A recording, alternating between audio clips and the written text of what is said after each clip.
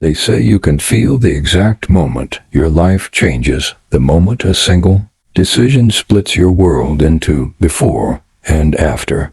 For me, that moment came at 4:37 p.m. on a rainy Thursday in Cincinnati, Ohio.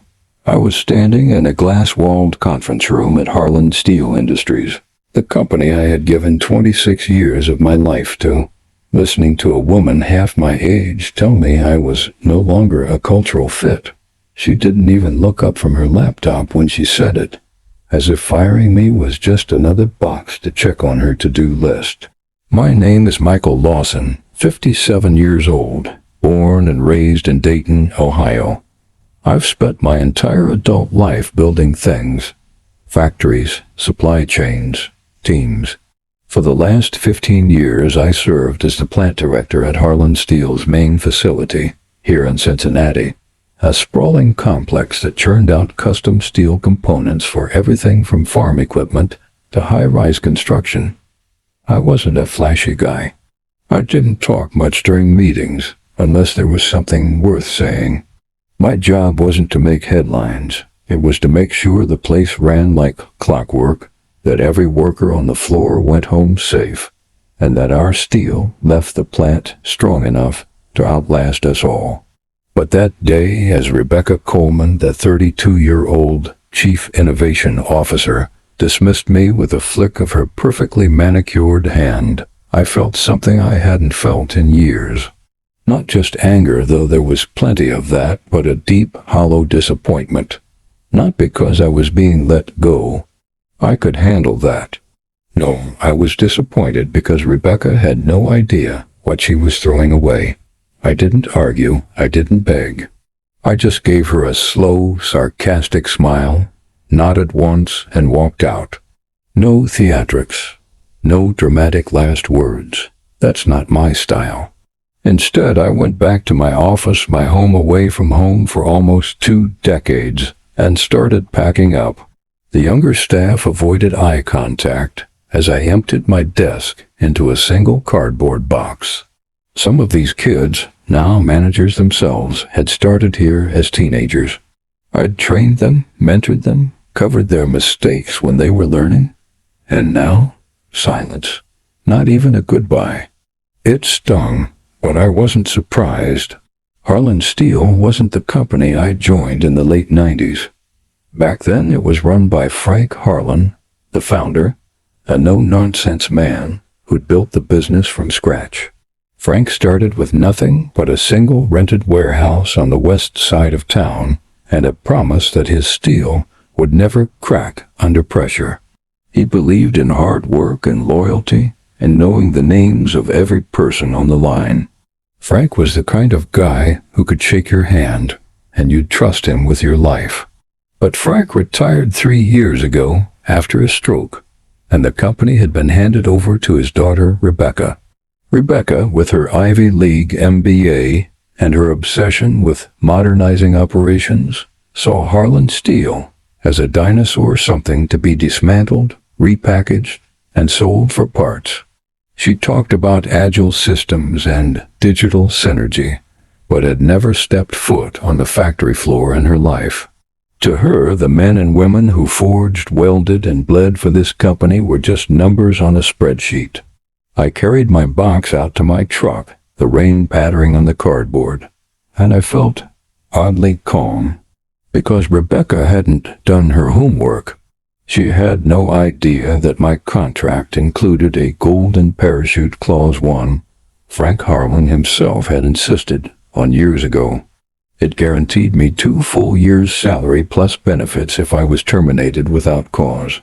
That clause wasn't just a legal detail, it was Frank's way of saying, "Mike, I trust you. I've got your back." As I sat in my truck, staring at the plant through the windshield, I thought of Frank. I thought of all the nights we'd walk that floor together, checking on welders, making sure the furnaces were calibrated just right. I thought of how he'd backed me when my wife, Marianne, got sick, how he'd rearranged my shifts so I could drive her to chemo appointments, even taking calls from the hospital waiting room. He was more than a boss to me. He was family, Marianne's been gone 6 years now. Cancer. I raised our 2 kids alone after that. Ethan, now a software engineer out in Seattle, and Claire, a nurse in Louisville. My life since then has been built on quiet routines. Work, home, a few beers with friends at the Iron Tap on weekends. I didn't need excitement. I just needed purpose. And Rebecca had just yanked that purpose out from under me. When I got home that night, I placed a cardboard box on the kitchen table. Inside were 26 years of memories. A photo of me and Frank standing beside the first 100-ton press we'd installed, my 20-year service award, and a stack of thank you cards from employees over the years. My house was too quiet without Marianne's laugh, too empty without the smell of her Sunday pot roast. But as I stared at that box, I realized something. Rebecca might have fired me, but she hadn't beaten me. The next morning, I called Dan Mercer, an old friend and one of the best labor lawyers in Ohio. Dan had been waiting for years for a case like this, a chance to stand up to corporate arrogance. "Mike," Dan said after I explained everything to him, "this isn't just a bad firing. This is a corporate hit job. You weren't removed for performance. You were erased because you reminded them of the old guard. The kind of leadership they can't quantify with a KPI." He was right. And the more we talked, the more something ignited in me. Something I hadn't felt in a long, long time. Not bitterness, not even vengeance. Purpose. Dan launched an immediate review of my contract. While the golden parachute clause was airtight, there was something far more damning. Rebecca had violated due process. "She didn't give you any performance reviews for 3 years, Dan said, flipping through printed emails and internal HR memos. "She never filed complaints. There's no paper trail leading to this termination. That's not just suspicious, it's actionable." But I didn't want to settle. Not yet. I wanted something else. I wanted them to feel what I felt, that slow, gnawing sense that the foundation beneath your feet isn't as solid as you believed. So I told Dan, "Let's hold off on the lawsuit for now. Let me poke around a bit first." He raised an eyebrow. "What are you thinking?" "Rebecca thinks I'm obsolete. Let's see how she handles ghosts." I started small. The Iron Tap, our local bar, was always full of Harlan employees after hours. It took 2 days before word of my firing started making rounds. But the version they heard was very different. Mike took an early retirement. He walked away with a fat check. Rebecca's reorganizing leadership. That told me everything I needed to know. She was rewriting the story, and that meant she was hiding something. So I made a few calls, not to the execs, but to the floor workers, the welders, the night shift supervisors, the people who kept the plant running when the boardroom lights were off. And what I heard made my blood run cold. Rebecca had quietly canceled several safety drills I had scheduled. She'd cut back on maintenance budgets and increased quotas without hiring more line staff. And worst of all, she'd started outsourcing quality checks to a third-party vendor, someone with ties to her previous employer. The pieces were coming together. She wasn't just trimming fat. She was gutting the heart of the company to inflate short-term profits and likely preparing it for a sale. I needed proof. So I drove down to Dayton and met with someone I hadn't seen in years, Andy Weyes. Andy was our former quality assurance lead, laid off 6 months after Frank's retirement. He greeted me with a bear hug. "Heard what happened, Mike? Sorry doesn't cut it." I got straight to the point. "Andy, you ever hear of a company called Corlex Analytics?" His face darkened. "Yeah, that's the group Rebecca brought in to optimize inspections. They're not just bad, they're dangerous. They pass everything, Mike, even the stuff that should be junked." Bingo. Andy still had access to old QA reports. Together, we compared my final year of inspections with the first 6 months after Corlex took over. The difference was staggering. Failure rates dropped by over 80%, but complaints from clients had tripled. "She's forging the numbers," I said. Andy nodded. "Or paying Corlex to do it." That was my end. I called Dan the next morning. "I need whistleblower protections," I said. "And I need you to look into Corlex Analytics. I think we're sitting on a bomb." "Already ahead of you," he said. "Their CEO, Martin Hess, is under CC investigation for falsifying records at his last firm. If Harlan Steele's tied to that, Rebecca's finished." Still, we needed more.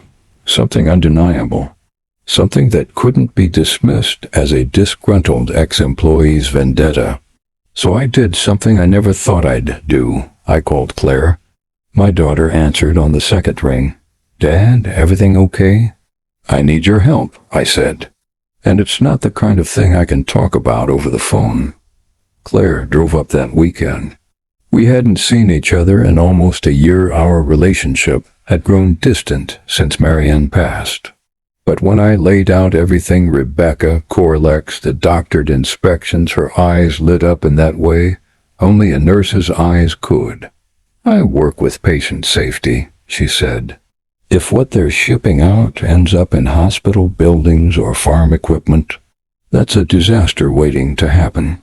She offered to help me compile a detailed report, one that tied Harlan Steel components to faulty structural failures over the past year. With Andy's KEO data, Claire's medical safety insight, and Dan's legal expertise, we were building a war chest. But I wasn't done. I needed someone on the inside. So I turned to Marcus Ford. Marcus was one of the few floor managers I trusted, mid-30s, sharp, loyal. I had trained him myself. And when I met him behind the iron tap one rainy evening, he looked over his shoulder before pulling me into a hug. "She's ruining it, Mike," he whispered. "People are scared to talk. They know she's cutting corners. But everyone needs the paycheck." I didn't ask him to spy. I just said, "If you see something wrong, really wrong, call me." No questions asked. He nodded. 2 weeks later, my phone rang. Marcus's voice was low, urgent. One of the forklifts failed during loading. A guy shattered his leg. Turns out the weld on the base platform snapped. I went silent. He continued. "Inspection tag said it passed 2 weeks ago, but I ran the serial number.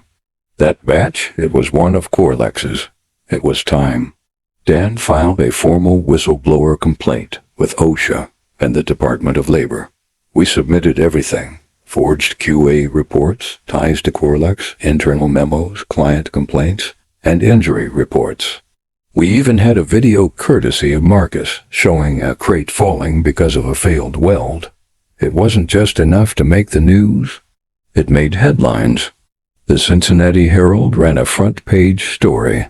"Insider exposes dangerous safety cuts at Harlan Steel." Rebecca Coleman's face was on every local channel.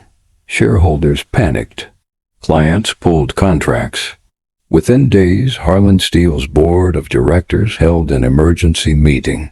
And just like that, she was out. 3 months later, I stood outside the plant gates for the first time since my firing. Frank Harlan's son, David, now chairman of the board, approached me. "Mike, I owe you an apology. And a favor. I didn't want my old job back. But I had one condition. Bring back the floor crews you laid off. Give Marcus a real seat at the table. And never let someone like Rebecca run this place again." David nodded. "Done." I turned to leave. Then he said, "Mike, would you consider coming back? Not as plant director, as an advisor. Help us rebuild." I thought of Marianne, of Frank, of all those nights walking the floor. "Only if I can do it my way," I said, and he smiled. "That's the only way that works. So here I am, not a ghost, not a relic, but a man who still believes that steel-like people is only worth something if it holds strong under pressure." Rebecca thought she could erase me, but all she did was remind me who I really am. And now? Now it's my turn to build again. If you enjoyed this story, please give a thumbs up to the video and consider subscribing to the channel for more powerful true life stories.